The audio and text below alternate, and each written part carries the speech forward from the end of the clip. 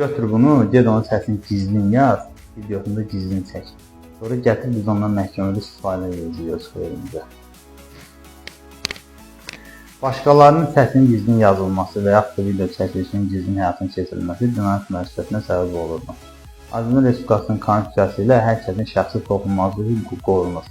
Yəni ki, şəxsin şəxsi və ailə həyatının sirri ilə bağlı istənilən məlumatların əldə edilməsi, yayılması, satılması və ya başqa şəxslərə verilməsi cinayət müəssisəsinə səbəb olur və bunun da cəzası 1000 manatdan 2000 manata qədər cərimə, 240 saatdan 440 saata qədər ictimai işlər və 1 ildə islah işləri ilə cəzalandırılır. Bundan əlavə ağırlaşdırıcı hallarda 2 ilədək azadlığın məhdudlaşdırılması və azadlığın məhrum etmə ilə cəzalandırıla bilər.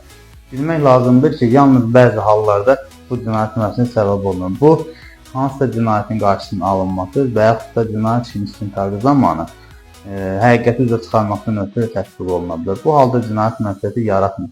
Belə hallara rastlaşdıqda vəkillə müraciət etməyi və digər şəxslərin, başqa şəxslərin şəxsi və ailə həyatına hörmət etməyi unutmayaq.